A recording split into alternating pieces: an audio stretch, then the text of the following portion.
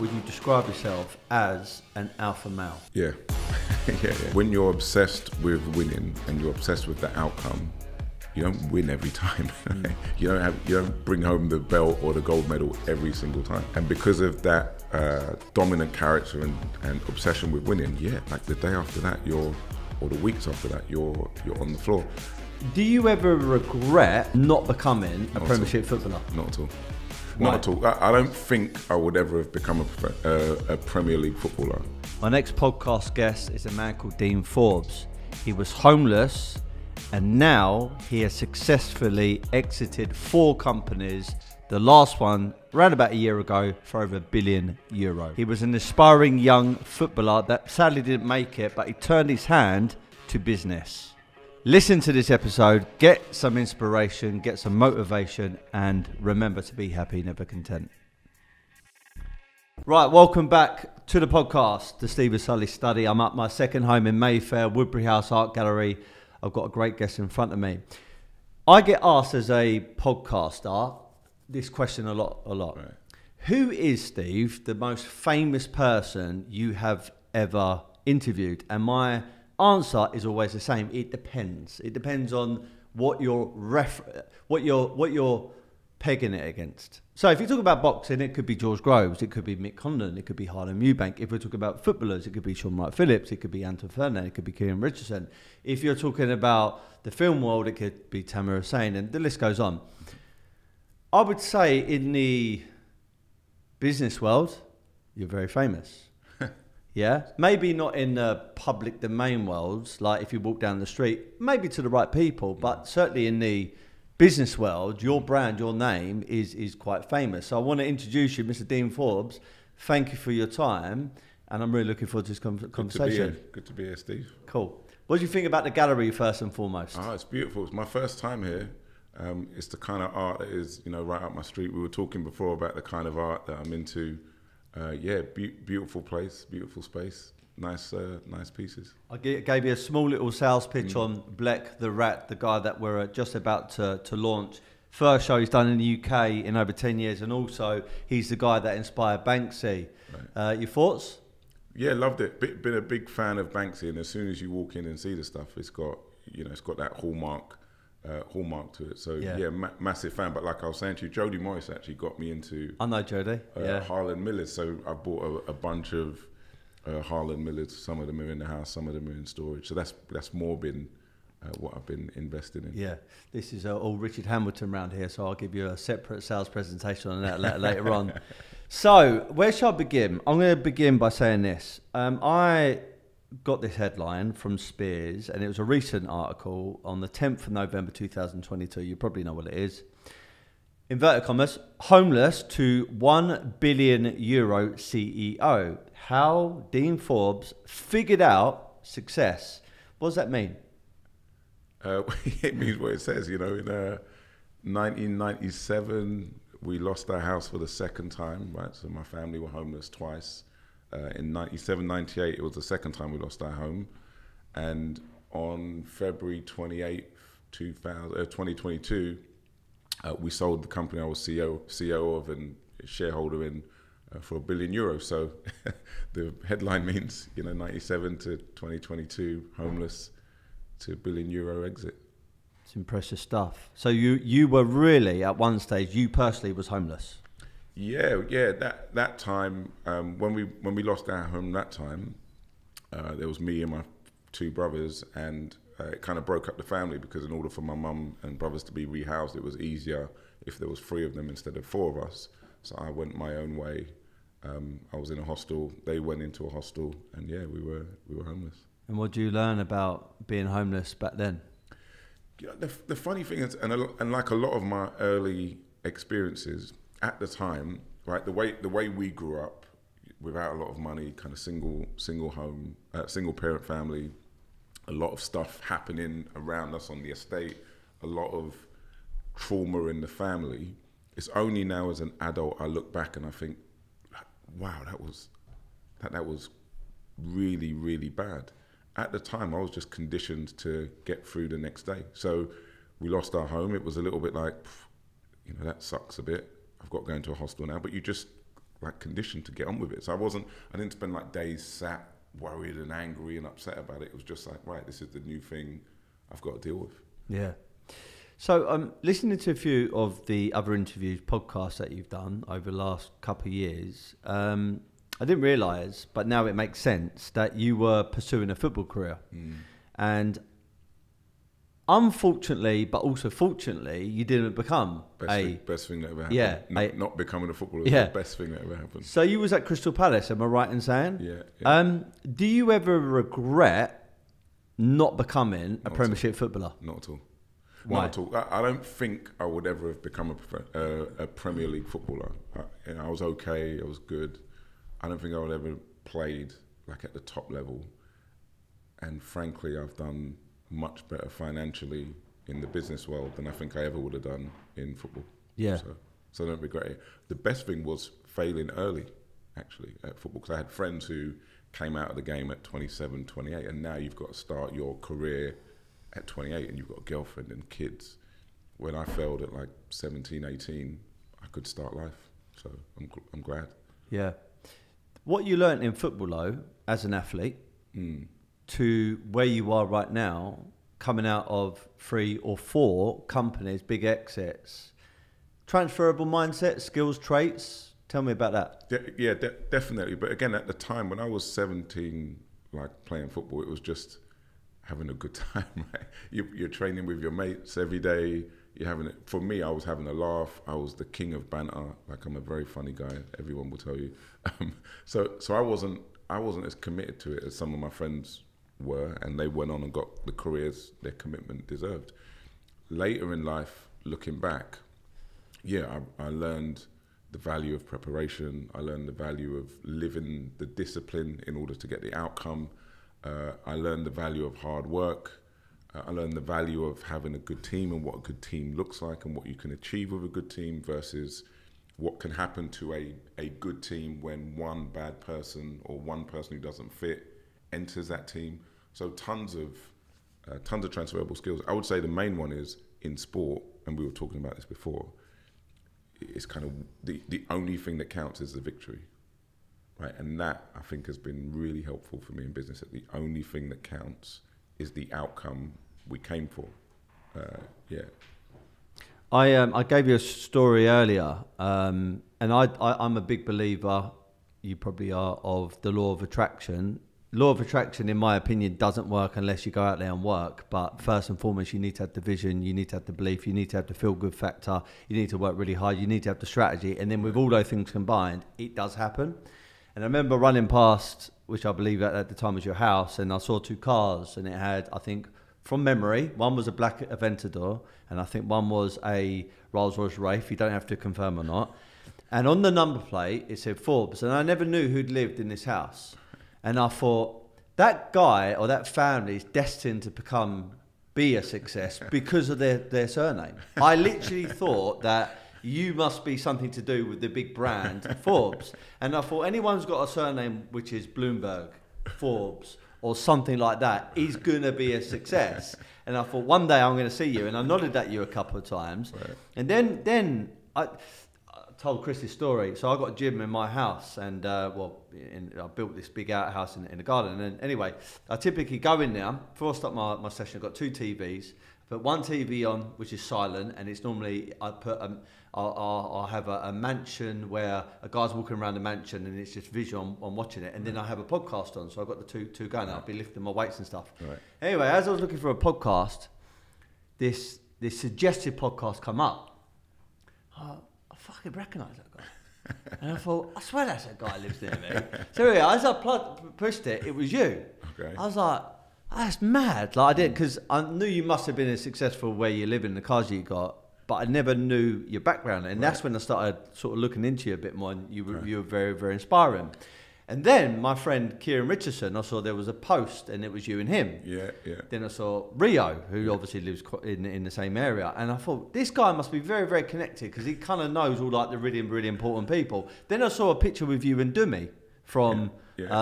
Disturbing, knowing Tiny, etc. And I just thought, bloody hell, this guy is almost, in my mind, has come out of nowhere, but really behind the scenes, you've been becoming uber successful, and you've got this really good network. So the long-winded thing what I'm trying to get to is network. How important is it to have really, really solid people around you and have a real good network? It's. I think I said this recently. I would attribute the vast majority of what I consider to be the best things I've achieved to the people that have been in my life. And when I look at moments in my life when it wasn't going so well, the quality of people around me was lower. The times when things have been going well, the quality of people has been higher. And you just mentioned a bunch of like super, extremely successful, brilliant, and well-known and famous people. But and they are high quality people. But when I say high quality people around you, it doesn't always have to be, you know, at that status, because my close friend network, who the majority of which aren't well known, are equally important and equally kind of like valuable to me in like pushing you, helping you, supporting you. So yeah, like the network and quality of company you keep is a direct correlation to what you can achieve, you expect to achieve in life. Would you describe yourself as an alpha male? Yeah. yeah.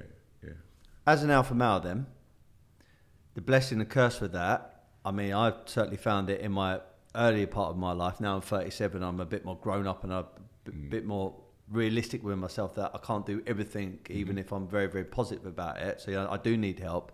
But the blessing and curse being an alpha type male, a leader, CEO, is knowing the right time to get help. How do you define that? How do you recognise that those moments? That's a really good a good question, a good point, right? And for me, people sometimes confuse being alpha with you're a leader and therefore you have all of the answers and therefore you know everything and therefore you know you don't need anybody else. Like you only choose to have people, but you don't need anybody else. And I think that's nonsense. So as an alpha, I'm quite a secure person. I know what I'm good at, and part of that security is also knowing what I'm not good at and admitting what I'm not good at. And I think that's important because I know what I'm not good at, I very rarely, if ever, get exposed in situations where I'm not good at something, right? So, you know, I know I'm not good at tapping into people's kind of emotional equity. That's just not my personality. I'm not good at some of the arm round the shoulder management that's sometimes necessary as a leader, as a CEO. Sometimes people need a bit more of emotional leadership, right? I know that's not my strength. So when I have people on the team who need that, I know in my team I need people who are good at that. And I know well enough to say, so-and-so needs a bit of support. I think this is one for you. You need to go and do that. The reverse of that is I go do it. I'm clumsy with it because it's not natural to me. I'm not very good at it. And you make the person feel worse because it's not my forte, right? So my alpha and me being good or trying to be good at leading, part of that is my security and individual awareness to make me go, I'm not good at these things. I better go get help or find other people who are good at those. Yeah. So I'm just trying to take a wild guess here then, yeah? I feel like, my business partner's not here today because I feel like you and him have got very, very similar attributes and characteristics. Both very, very good at business, but maybe there is the other element of it where everyone's obviously got their weak points. Would you say, have you ever been described as a bit emotionless? Yeah, a bit cold. You know, I like numbers. I like outcomes. I like results. Processes. I like processes. I like commitment. I like accountability. That's how my world works. But I've got people on my management team who are good at relationships, who are good at conversation. I've got, you know, great guy who I work with now is my CFO. He's the guy that will stay in the bar with the team until 3, 4, 5 a.m. and like they have a great time. Like he's really good at that. I don't want to do that, so I'm off to bed at 11. But we get the team to where we need it to be because we're a good combination. And I never feel exposed because people really like him. Like I don't feel threatened by the fact they probably like him more than they like me, because I know that he's good at being liked, right? So it never bothers me. And I think that is an important part of being a good alpha, not to be threatened by those kind of things. But even the strongest alphas, even the strongest dominating people, you know, they can at, you know, points in their lives feel a bit, you know, a little bit of anxiety, tiny little bit of depression. Not saying you're depressed, but you kind of have moments like it. Have you ever gone there, and how do you pick yourself back up then? All of the time. It's when you're obsessed with winning and you're obsessed with the outcome, you don't win every time. You don't bring home the belt or the gold medal every single time. But you would have been obsessed with it, and maybe it was a 6-month, 9-month, 12-month game, right? In the business world, maybe you were pursuing something for 12 months, and then it dies. And because of that dominant character and obsession with winning, like the day after that, or the weeks after that, you're on the floor.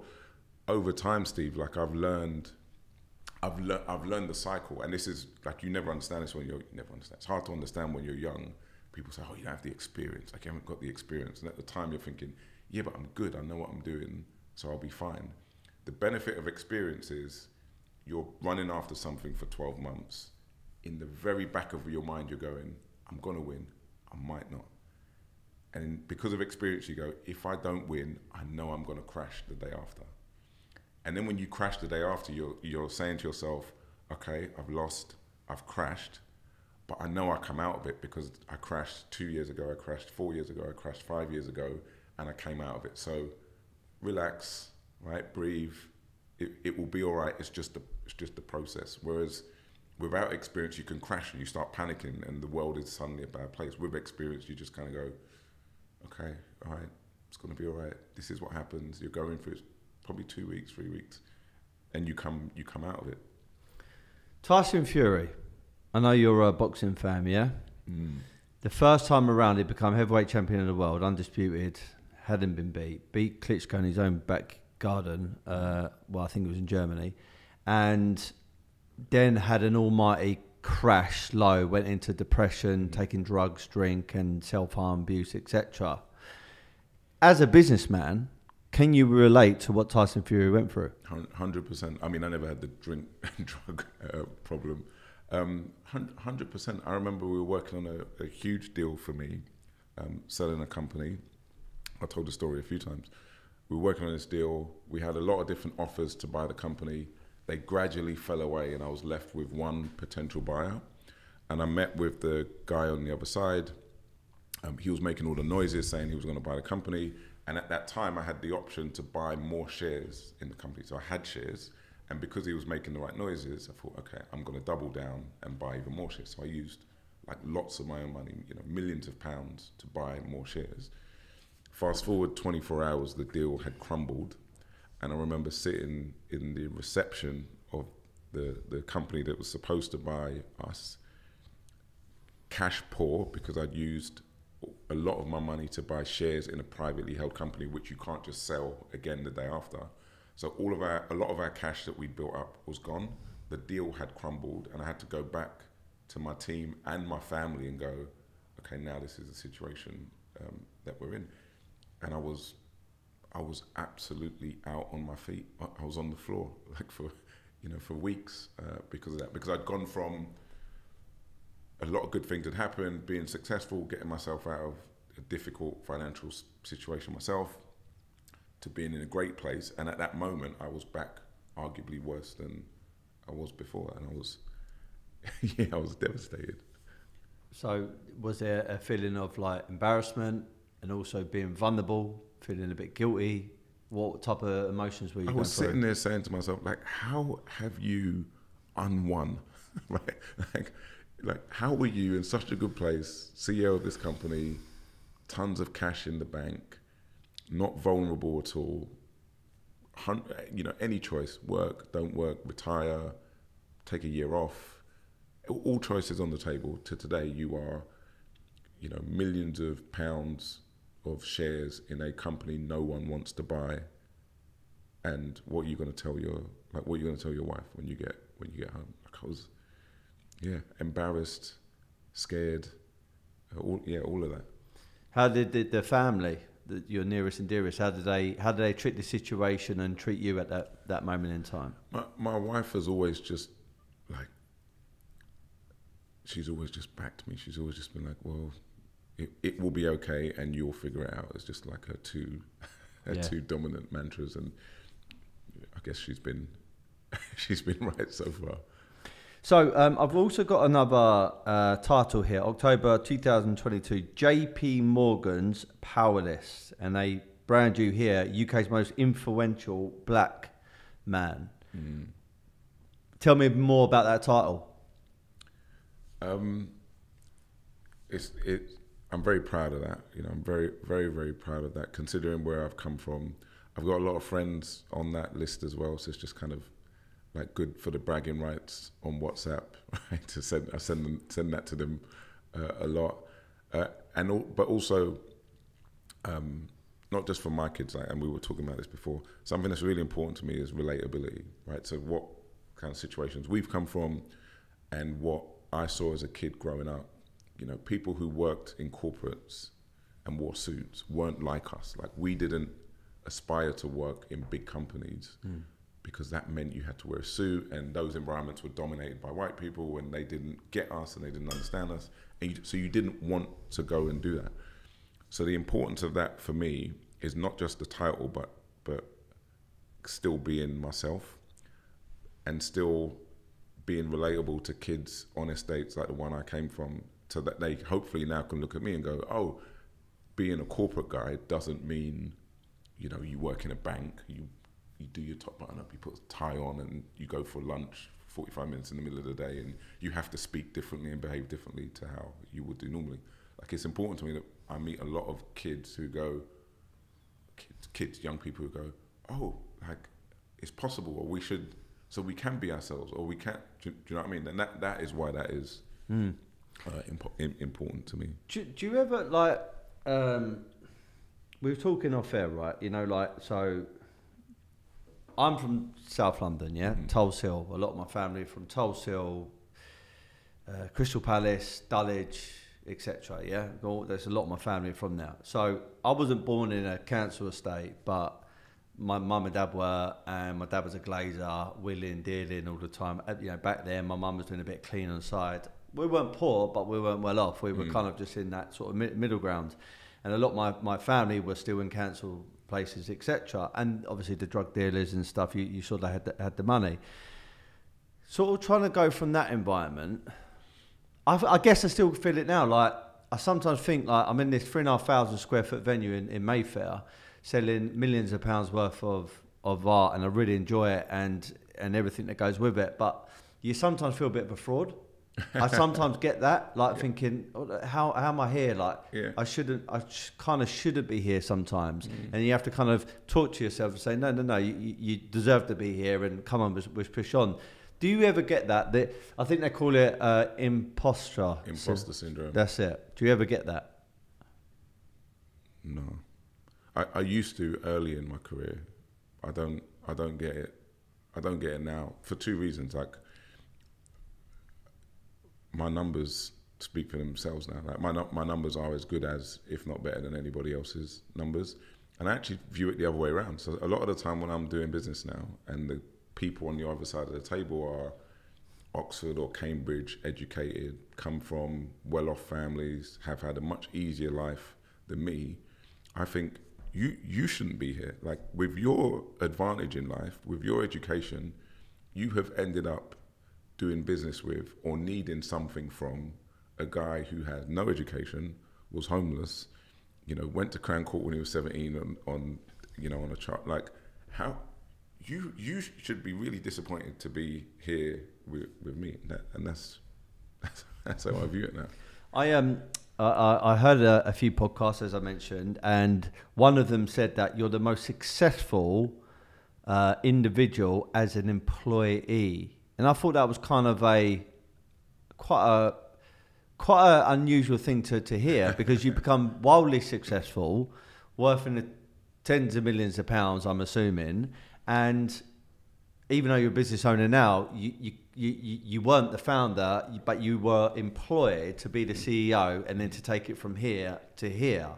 So What is the misconception about young people, especially men, thinking, I need to be an owner, I need to be this person, I need to be the founder, I need to be the business person. That's the only way I'm going to become the best version of myself and become uber successful, and then I can start buying all the nice stuff. Is that a misconception, or could you be a really fantastic employee and become equally as successful financially?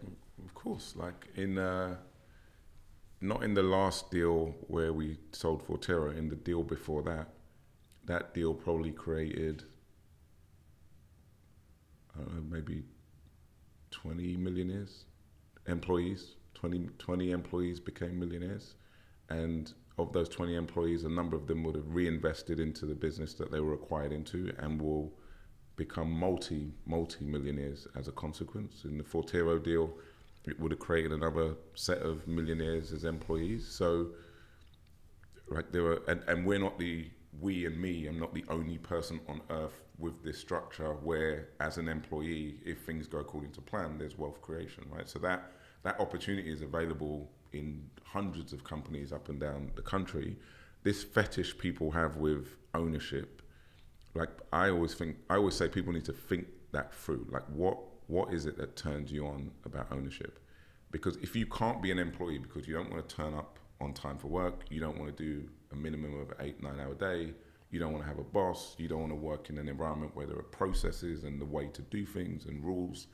If you are, as an individual, cannot operate in that situation, then yeah, being an employee isn't a good idea.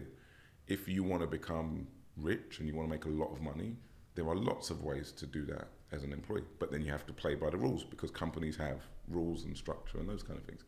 So the ownership thing, it isn't about wealth creation, because actually most owners of businesses are not and don't become employees. Most businesses that start fail within the first 24 months. So statistically, starting a business, you are more likely to fail than succeed in terms of wealth creation. So you have to think about, like, what is it that is causing me to be obsessed with being an owner, being an entrepreneur, because it's not the only way for wealth creation, and it might not even be statistically the most likely way to become wealthy.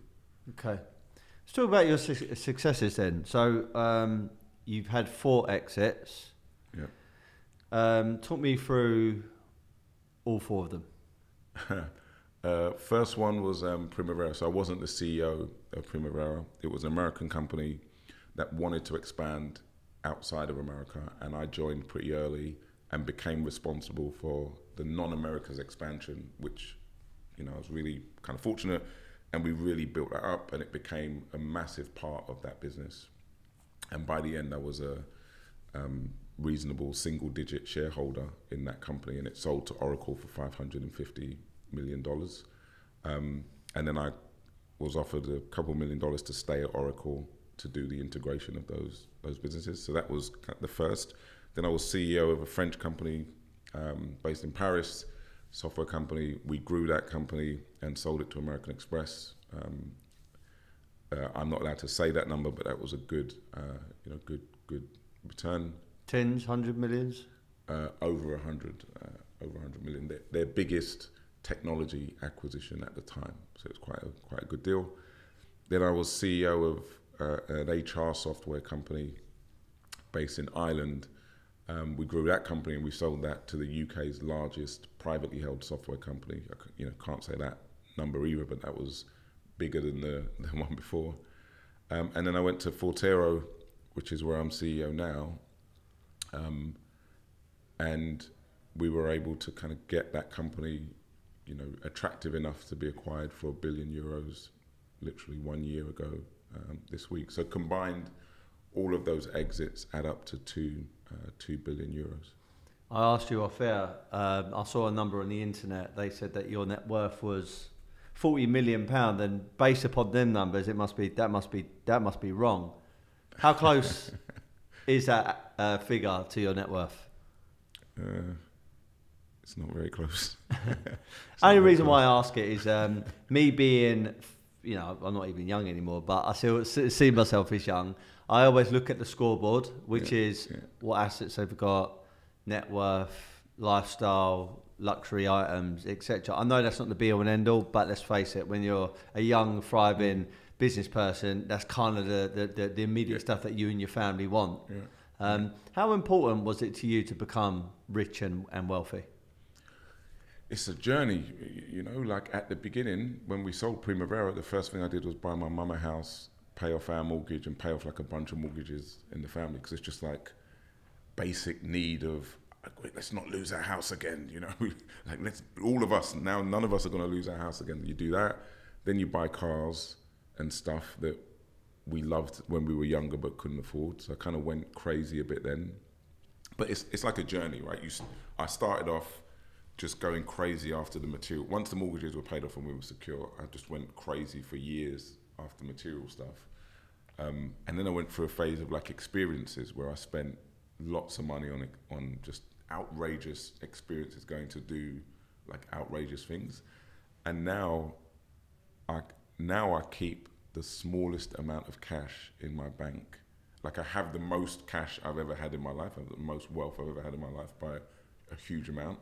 But I have access to the lowest amount of cash because I move all of my cash out. I don't want it around me. I don't keep it around me. I can't get to it for some cases 3 months, some cases longer.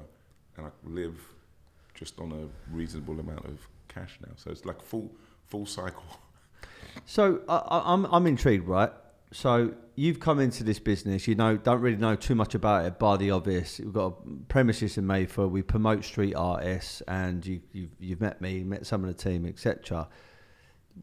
One, do you think you could scale an art company, a gallery, to sell it? And two, what would be the first steps in doing it? I don't think I could. If I was given that opportunity, I'd have a go at it, but it's not one I would pursue. I do think there are fundamentals in business that are quite transferable though, right? So first, we call it the TAM, so understanding your target market, like who is the intended customer for this service or product? How many of them are there? Who else is selling similar stuff to them? How much do they spend every year on that kind of stuff? And then you start to try and understand how much of that could you get access to, right? So I know my market grows 10% a year. So anytime my business grows less than 10% a year, I'm losing market share, right? So those kind of things I think are transferable. Mobile phones, art, software, who's the customer, how many of them are there, how much do they sell, how much they spend, who else is selling to them, that kind of thing. And then competitive positioning. So, that target customer group spends $1 billion a year on art like this.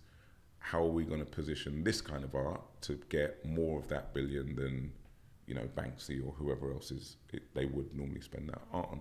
So I think those kind of things are transferable. Then it comes down to execution. Do I have a phone book? Do I know people? Do I have relationships? Do I know how to pitch and sell this kind of art? Do I know how to pitch and sell this kind of gallery? Well, no, that's where I wouldn't execute it well. But there are some fundamentals, I think, which are transferable. Do you think it's possible to scale a gallery and sell it on?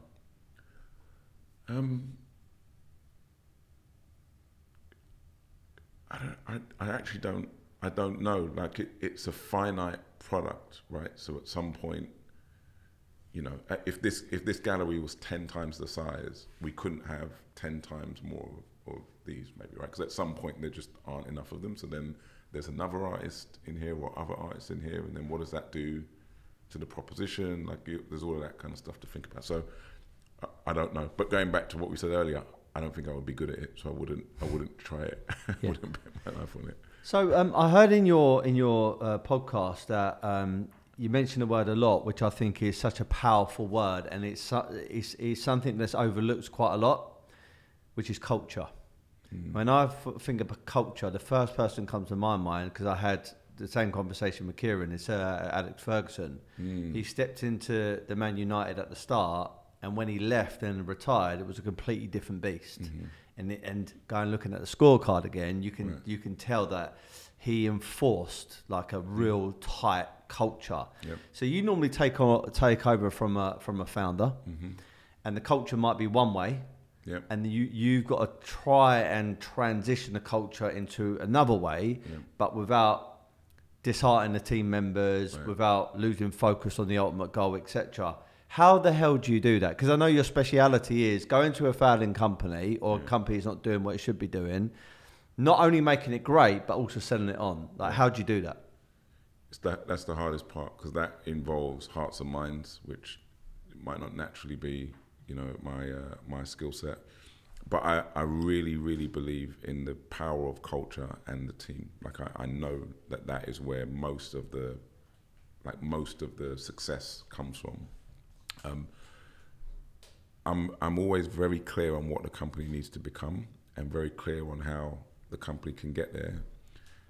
And one of the main tools, Steve, is I have been reasonably good at explaining that to people, like telling that story, saying, listen, we are, we're going to go to Mars, right? This business, this opportunity is about going to Mars. And if we do that, we're all going to be, successful, because we would have been a group of people who have gone to Mars, and nobody's done that before. And that's going to be really important. And we're all going to learn different skills along the way, and we're going to become better people as a result of this journey to Mars. And what happens then is some people go, that sounds really exciting. That sounds brilliant. Some people go, sounds dangerous, but I'm up for it. And some people go, this guy's lost his mind. Like, Mars, like, why would we want to do that? That's dangerous. We might die. Nobody's ever done that before. What about the moon? Why don't we stay here? So first step in changing the culture is identifying that group who don't believe, and then identifying in that group who you can convince, who you want to convince, and then who you can convince, because you might not want to. And then you're left with a core who believe in the mission, who are turned on by trying to get to Mars. And then the next thing that comes is the standards. The standards of, this is how we're going to behave, this is how we're going to conduct ourselves, these are the values we're going to operate against, and they're non-negotiable. They're just not negotiable. And then the next set of kind of voting happens, where people go, quite interested in going to Mars, that sounded exciting, but this guy seems intense, seems like there's going to be a lot of work, seems quite demanding, we're used to doing this much, he wants this much, not for us. And some of them you can convince, you say, well, actually, it will be good for you to step up to this standard, and they stay. Some say, I'm going to go somewhere else where the bar is a bit lower. So over time, mainly through communication, being absolutely clear on what is desired here and what is accepted here and what is not, over time you end up with a core who believe in it, are excited by it, and willing to play by the commonly agreed rules. And once you've got that, you can bring new people into it, right? And when you bring new people in, you actually don't even have to govern those new people like we've seen in the stories with Sir Alex. You put a new egg into the Man United dressing room, it's the players who go, whoa, no, we don't turn up late for training here, or we don't train at 90% here, or at halftime, it's the players who get on the other players who aren't doing well, because the standard here is clear and known and high, and we are all like playing to that standard. So like that combination has been the most effective way to change a culture. But what I've just described is oversimplifying like thousands of micro actions to shift a company from one set of behaviors to a new. It's like really, really impressive, because I've been in a few different companies. Sales, like the culture of sales companies, they could actually be settling a lot of money each month. They could be hitting targets, but the culture could be all over the shop. Yeah. You probably know as well as I do, good sales companies, certainly in major cities, including London, there's the booze, there's the drugs, there's doing the stupid stuff on the weekends. There's kind of wanting it in a week, but then on the weekend being this totally different person. But then you look at certain institutes, they've got core salespeople, and they're razor sharp. Right. They dress a certain way, right. They talk a certain way, right. They socialise in a certain way, right. and they're immaculate. Right. And they're like the kind of people like, fuck, you want to be like them. Yep. Like that slight shift can give you totally different outcome. Right. And I've been in companies where, as you go through the process I've just described, you lose people who behave in the way you just described, and sales go down, right? So as a business person, you go, well, it seems like we're going backwards, but I will always say to the team and investors, we got to keep going.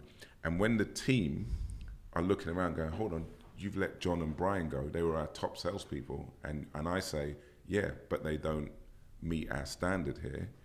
It's very powerful, because then they go, wow, he is so committed to these standards, he's willing to sacrifice revenue. And everybody goes, I think he's serious, right? I think he means, same with customers. When you're communicating this and saying, on this journey, we want these kind of customers, we don't want these ones. And then the team say, yeah, but those customers pay us a lot. So yeah, but they're just not aligned with where we're going. So we're going to let them go. And people say, what kind of businessman would he be to sacrifice customers? They don't. And then the organization starts to go, okay, he's serious, like he really means this. And it's quite a power, like that. I don't want to call it cleansing, but that process where we redefine what we are and what we're going to become and take the hard decisions about what we won't accept is the most important part in changing the culture. Yeah. And it takes a bit of balls as well, Yeah. you know, because there is that taking 2 steps back to take a couple of leaps forward. And sometimes only you can see it and no one else around you can see it. Yeah. And the benefit, that's where the benefit of having had nothing comes in. Right, because like I'm not obsessed with being rich or getting more money, or I'm just actually obsessed with winning and being right. So I believe this is the right way to do this. I believe these are the right choices to make. I'm willing to accept it going wrong on my terms, but I'm not obsessed with, I don't know, like trying to compromise on every outcome because I don't want to go backwards 1 step. I'm like, no, we can go backwards 5 steps because I believe we'll go forward 10, and that courage comes from having nothing. I don't fear having nothing again. I've said this story a few times, that there was one of the Dragons Den, I forgot her name, I think she was in Freight or something like that. She was only on there for a short amount of time. She was quite slim, skinny and dark hair, and she was being interviewed like not in Dragons Den but like one of them sort of, you know, shoot off programs about the dragons in their sort of private business life. Anyway, she was overlooking like this lovely view, and the guy went, "Oh, don't you ever get afraid that you could lose it all?" And she said this really, really powerful statement. She said, "I've come into life with nothing, and I'll go out with life with nothing, right. And everything in between is borrowed." Right. And he was like, and it's true. Like all of us come into the life with nothing. Yeah. Even if you got a rich family, you still come into it with nothing because you're just the raw version of you. You're just this brand new individual. You make your mark on the world. You get certain things in that time period which you're borrowing, and then you go out. And then you leave. Absolutely. And I think if we can all sometimes think about that and live by that, I think we'll be certainly a lot more happy and a lot more driven. And you make better decisions. Like if you are making the decision because you don't want to lose your car, you will make a different decision to if you just have the freedom to do what you think is right, or your house or whatever. And that's something I've always had, like the clarity and the freedom of, I just think this is the right thing to do and it's going to work, so I'm going to go with that. Yeah. Do want to touch on telesales.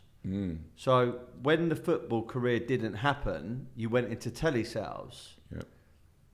Did you ever think you were going to be in telesales? No way. Absolutely not. I hated it. It was horrible. Have you ever done telesales? I gave you the story earlier. Yeah. I got into telesales, and I got to tell you that it was.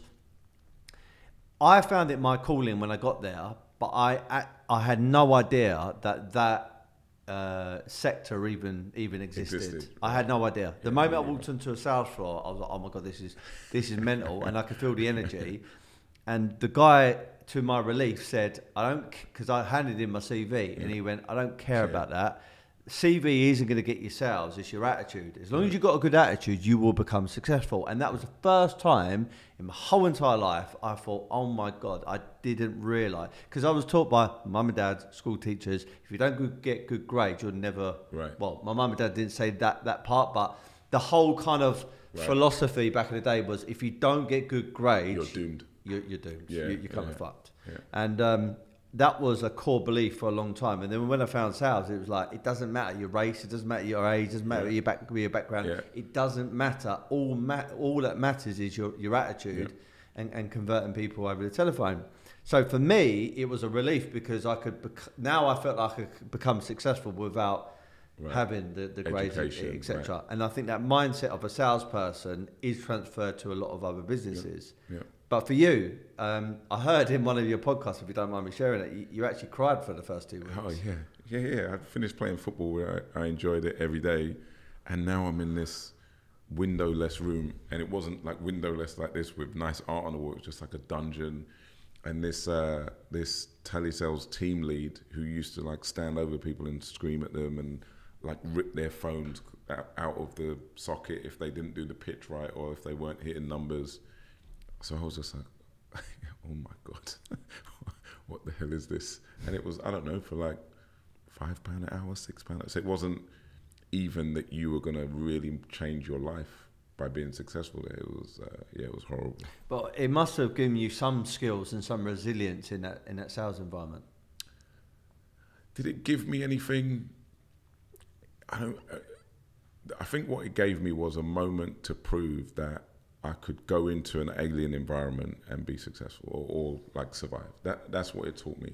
The skills I used to win in that situation I had before I walked in the room, and part of it was pride. You know, after the crying and people looking at me like I was, you know, a weirdo, pride kicked in. Logic kicked in to say, okay, it's telesales. You need to call people kind of before the day started, during lunch and after the day, and you get through to more people if you make calls at those times. So I did no calls between like 9 and midday, and I did very little calls between 2 and 5. I did my calls early, middle of the day, and just, you know, those kind of quite common sense, logical choices. And I'm okay to pitch. I kind of figured it out, you know, but it was hard. Okay, so look, you've had a lot of success in your life. You're still, mate, you know, young, and plenty more years ahead of you. I mean, what does a guy that to the outside world appears like you've got everything now, how do you keep yourself motivated, and what is next? The last, I would say, 5 years or more, I'm really interested in like, what is my ceiling? Like what, it sounds funny to say, like, what can't I do? Not to say I can do everything, but what challenge do I take on that I can't accomplish? I think the company we're running now can be truly a European market leader. I think it can be worth in excess of 4 billion euros. That would be kind of cool to do. You know, homeless to 4 billion is better than homeless to 1 billion. So I like that. We're doing a lot of community work at the moment, and a lot of investors have given me, you know, a lot of money to do amazing work in the community. So I'm interested in seeing like how far of an impact can that have. I was in a long conversation about maybe running for mayor of London, which I won't do, but that was kind of interesting to explore. So yeah, I'm just really excited about exploring where my potential maxes out and seeing where that takes me. And at some point I'll like work a lot less and just try and enjoy the rest of life. I can see you keep yourself in good nick, mate. You know, with you know, training, etc. How important is keeping fit, healthy, wellness? How much of that does contribute towards your success? I do like to, I feel better about myself if I'm physically in shape, but I feel the training thing, the importance of the training thing for me is I don't have to do it. I don't have to train. I train on my own terms. I can train as hard or as little as I want. So it's actually about conditioning my mind, right? Like at the beginning of a week when we're doing my schedule, we'll put 3 or 4 training sessions in the week. And in winter, I put training sessions at 5:30 in the morning. And people will say, but you don't have your first meeting maybe until like 9 or 10, so you can train later. And I say, no, I want to see if I can go for dinner the night before with a client, have a few glasses of wine, get home at midnight, and get up at 5:30 in the morning when I absolutely don't have to. Like, can I continue to have a mindset of choosing to do hard things on my own terms? Yeah, I want to keep that mindset of hunger, determination. It's hard. You don't have to do it. Your life is beautiful now. Will you do it, Dean? Will you do it? And the embarrassment at like 5:25 in the morning when the alarm's going off and I'm going, maybe I won't today. You know, maybe I'll train twice as hard tomorrow. The embarrassment in my mind and mentality of going, okay, so you're one of those guys now. Are you one of those guys? Like, are you not going to get up at 5:30? And I get up and do it. If you can choose to do hard things on your own terms, then when hard things hit you that you weren't expecting, you don't worry about it. You just go, well, this is just another hard thing that I have to do. I think what embodies that is integrity, right? It's like having integrity. Like you haven't got someone watching over you telling you what to do. Right. I remember watching that Who Dares Wins, the SAS program. It was many years ago, and I think it was Ant Middleton at the time was on it, and he said he got people to go around this assault course, and there was hidden people, hidden cameras throughout this assault course. He said, right, what you got to do when you get to this station, you got to do 25 burpees. When you go. Right. And they had to lap it about 5 times. And by the third, fourth lap, where everyone started feeling tired, and they thought, I was looking, I'm going to do 5 burpees. Right. And at the end, those people were pulled up. And he said, this is what I mean. It's like, if you're going to be in the SAS, in the army, in special forces, it's about having integrity for yourself and your team members. Right. And even if no one's watching you, you should be delivering. And because of that, you need to fuck off. 100%. Like I heard a saying that you are who you are when no one's looking. And those moments of training, and the truth is, like, out of 100 of those sessions, I won't do all 100. Like, there are some where I just, like, I don't do it, or I can't do it, which isn't good, but I'm still tough on myself with those ones, right? I'm still disappointed in myself. I'm still like, okay, you know, this isn't a good enough standard. But you're right, like, no one's looking, and that is the ultimate measure of integrity. How do you behave when no one's looking and no one's going to find out? Like, that's the ultimate. So if you were to label a couple of, titles or characteristics or words that define a successful person, define you, what are they? That define me? Accountable. I don't blame anybody for anything. It was my fault I was homeless. It was my fault I failed at football. Like, I'm accountable for everything that happens to me. And there's a whole world that sometimes isn't helpful. There's racism, and there's all kinds of things that don't help a person like me, but I'm responsible for everything that happens in my life. So I would say accountability. I have high standards. If I'm gonna do 10 push-ups, I do 10. If I get to 8, I'll do the other 2. Like, I have high standards. And I'm competitive. Like, it still matters to me, to win. Like, I still want to win. When we sold Primavera, we sold it to Oracle. The CEO of Oracle at the time was a guy called Larry Ellison. At that time, Larry Ellison would have certainly been one of the top 10 richest men on earth. Might have been top 5, right? So, incredibly successful guy. He turned up late for the meeting, which is a different funny story. When he did turn up, and after the meeting we got talking a little bit, he talked about a company he was buying in order to compete with another company called IBM.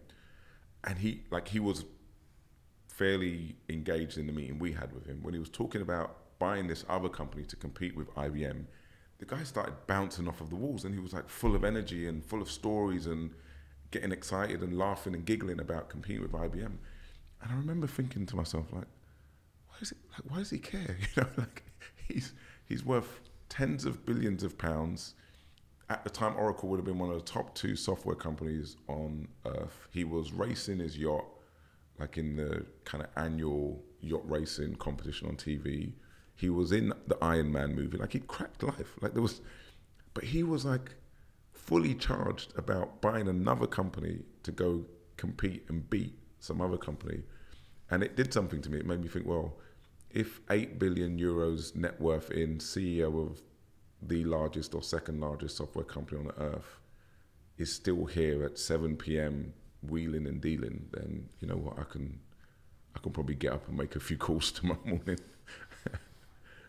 To round us of this conversation, I know you reference a lot football, the culture and also the spirit that you got from back then, and also from your upbringing. Am I right in saying it was just your mum that brought you up? Yeah. So, like, what does that mean, like, your upbringing? So your upbringing and football, both those things combined, kind of helped you become this successful individual. What does that actually mean? Yeah, two things. So my mum, single parent, to call us a low-income family would be phrasing us as much richer than we were, because we were like very, very, very poor. She was or is disabled, and I never heard her complain. And I watched her work. I watched her get up early and work. I watched her, she can't walk. I watched her walk us to school. So it was normal, right? It's only as an adult looking back now, I realized how incredible that was. But I watched that woman behave that way. So it means I show up, because she always showed up. She never had excuses. She always found a way. And I am infinitely better off than she was. So how can I not? Right, how can I complain about how hard it is to raise my kids when I've got a wife, a nanny, tons of staff that I could never possibly, do you know what I mean? So she's put this thing in me of, against having zero, you still work, do well. We had no money, and she insisted we got A's. Like when we used to bring less than A's home, she was mortified. You would look at that situation now and just say, if these 3 kids can not die and come out into society as not threatening to society, that would be a success. For her, she was like, what is this B? Like, what the hell are you doing? So she just put this routine of, you show up, you work, and you be the best. And she had every reason to not be that, but that was her philosophy. So I think I've got that from her. And the failure from football was most helpful because, and I've said this before, like I became a bit of an outcast among my friendship group where they all were getting on and getting contracts. And I hated it. Like I hated being, the guy on the outside of the group who wasn't playing football, who didn't have the money, who couldn't go on the holidays. I hated it. So that lit this, well, that's never happening to me again. Like I'm going to be in this group as one of the top people in this group. So those two things put a lot of drive in me. And sometimes I look at it and I think it might not be healthy. I don't know, it's been helpful.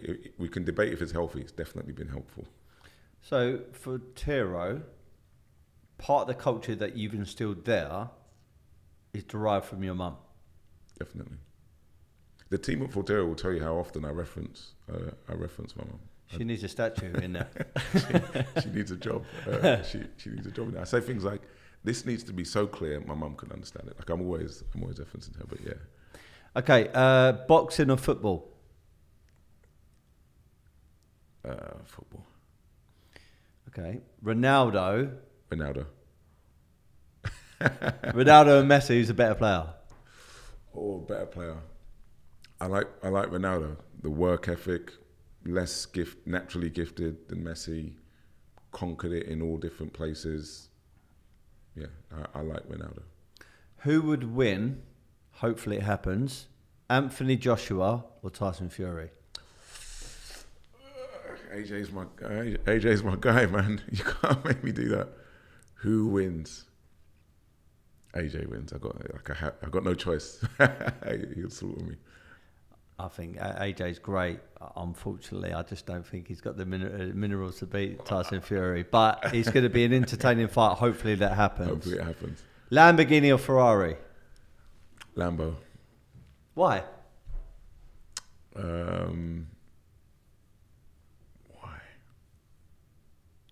Bruce Wayne, like the Lambo's like the Batmobile, and Batman's my favourite superhero, I guess.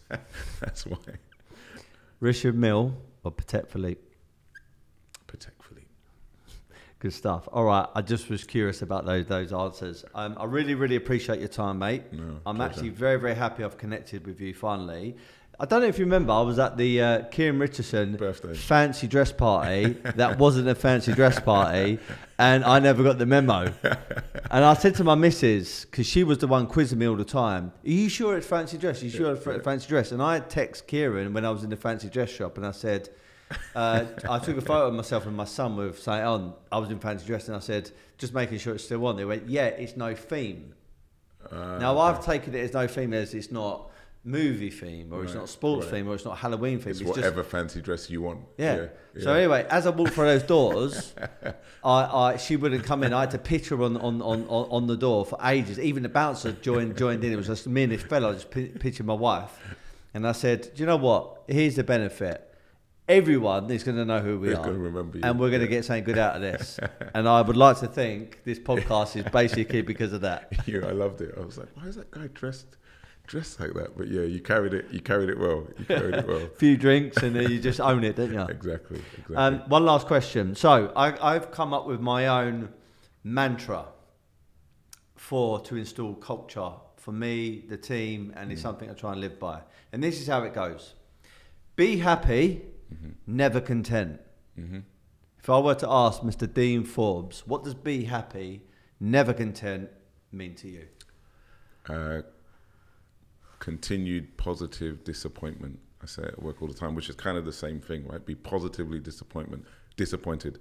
I'm really proud we did that, but we can and should do more. I'm really proud we won. We should have won by a bigger margin. That's a good mind state to have, I think. Amazing. Thank you very much for your time.